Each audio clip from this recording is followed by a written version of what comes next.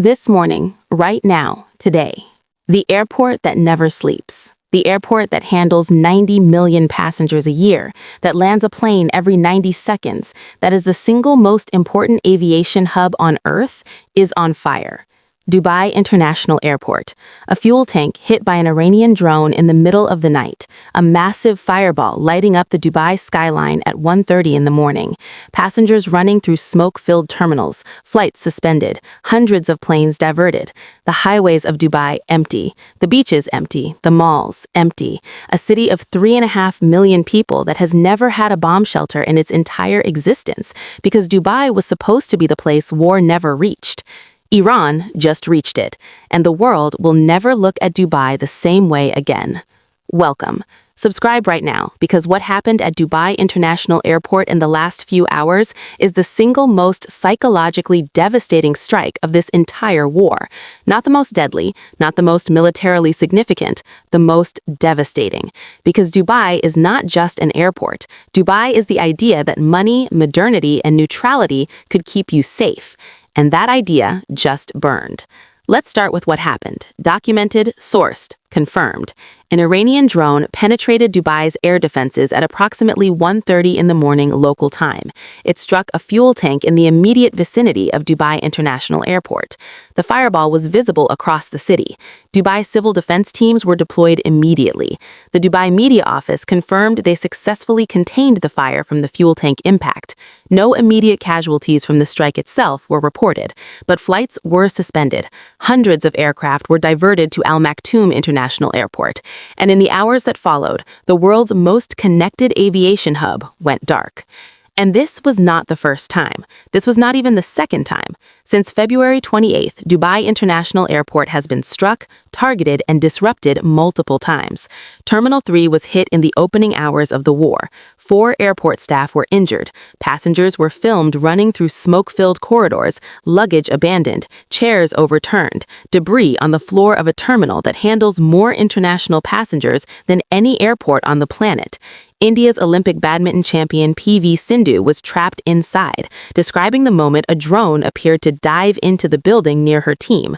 A British tourist at a nearby beach club filmed missiles being intercepted directly overhead, explosions so loud and so close he could not speak for a moment. Parents in Palm Jumeirah told their children the blasts were Ramadan fireworks. A 6-year-old girl giggled and said that was a good one, as her mother ran outside filming smoke trails overhead. Because there are no bomb shelters in Dubai. There have never been bomb shelters in Dubai. This was never supposed to happen here. And then, Monday, March 16th, today, another drone, another fuel tank, another fire. Flight suspended again. And this time, the smoke rose not just near the airport, but over Fujairah's industrial zones simultaneously, over the Jebel Ali port, over the area surrounding the Burj Al Arab, the sail-shaped 7-star hotel that is the most recognizable symbol of everything Dubai has built over 40 years of miraculous prosperity. That hotel was struck earlier in this war. A fire broke out inside it. Guests were evacuated. The Burj Al Arab on fire, a symbol of invincibility, burning. Share this video right now, because what is happening in Dubai is not a regional military story. It is the end of a myth that shaped global commerce for a generation. Here is what Dubai is. Not just an airport, not just a skyline. Dubai is the neutral ground, the place where Russian oligarchs, American executives, Iranian businessmen, Israeli investors, Chinese developers, and African billionaires all operate in the same space under an unspoken agreement that the money is safe here, the flights run on time, and the geopolitics of the outside world stay outside. That agreement is what made Dubai's airport the busiest international hub on Earth. That agreement is what made Dubai the most visited city in the world. That agreement is what made Dubai the logistics backbone of everything between Europe, Africa, and Asia. Iran just tore that agreement in half, with a drone, in the middle of the night.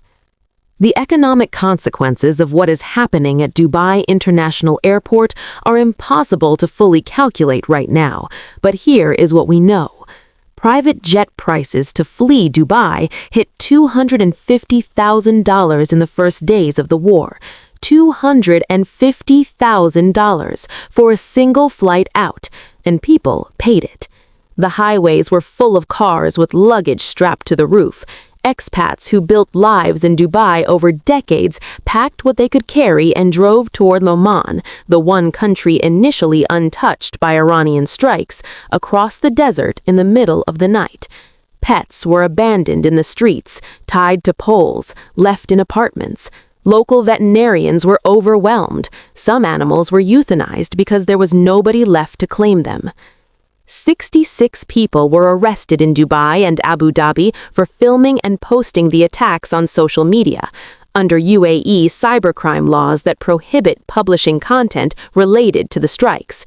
In a city whose entire brand is built on Instagram and influencers and the most photographed skyline in the world, the government criminalized documentation of its own destruction because the images were too damaging. Because a burning Burj Al Arab, viewed 1 billion times on social media, is an economic catastrophe that no press release can contain. Hotels in Dubai are slashing prices and offering desperate discounts to maintain any level of occupancy during what should be peak tourist season, the February and March window when the entire world descends on Dubai for warmth, luxury, and the global events calendar. Instead, the highways are empty, the beaches are empty, the airport is on fire, and the UAE's oil production has dropped by between 500,000 and 800,000 barrels per day since the war began. And the Burj Al Arab. Let us not move past that detail too quickly. That hotel is not just a building. It is a logo. It is a brand identity for an entire nation. It is the image that appears in every tourism advertisement, every airline screen, every magazine cover when the word Dubai is written. It burned. Iranian drones reached it and set it on fire, and every person on Earth who saw those images, the images the UAE government tried to suppress by arresting people for sharing them, received a message that no press conference can counter. If they can burn the Burj Al Arab, nothing in Dubai is safe. And nothing is. The Palm Jumeirah was struck. The Fairmont Hotel on the Palm was hit, flames pouring from its windows in the first hours of the war. Abu Dhabi's Zayed International Airport was struck, 1 person killed, 7 injured. The French naval base Camp de la Paix near Abu Dhabi was hit by drones. The U.S. consulate in Dubai was struck by a drone, a fire breaking out inside the compound. Amazon's data centers in Dubai were hit. The Jebel Ali port, the Middle East's busiest commercial port through which a significant portion of global trade flows, was struck, a fire breaking out attributed to debris from intercepted drones. And now, today, Dubai International Airport's fuel tanks hit again. This is not random. Every target Iran has struck in Dubai is a node in the global economic network. The port, the airport, the data centers, the hotels, the oil facilities. Iran is not trying to destroy Dubai. Iran is trying to make Dubai unusable, to make the risk calculation for every business, every airline, every logistics company, every investor that depends on Dubai's infrastructure simply too high to justify continuing, to empty the city, to freeze the commerce, to demonstrate that the safe harbor of the Gulf is no longer safe. And it is working. Emirates, the airline that is the heartbeat of the international hub of Dubai, has been canceling and rerouting flights continuously since February 28th. Maersk, the world's largest shipping company, suspended all Middle East operations. Insurance rates for vessels in the Gulf have exploded to levels that make normal trade economically irrational. The Jebel Ali port is handling a fraction of its normal cargo volume. And every day that this continues, every day that the airport burns and the port smolders and the highways stay empty, Dubai's position as the world's premier neutral trading hub erodes. Iran has fired 285 ballistic missiles, 1,567 drones, and 15 cruise missiles at the UAE alone since February 28th. against a country that is not at war with Iran, against a country whose government has been desperately trying to stay neutral while hosting American bases it was never given a real choice about hosting, against a country of 10 million people, 9 million of whom are foreigners from Pakistan, India, Bangladesh, Philippines, and dozens of other nations, who came to Dubai to build a better life and found themselves sheltering in underground parking garages, telling their children the explosions are Ramadan fireworks. 6 people are confirmed dead in the UAE since this war began, 141 injured.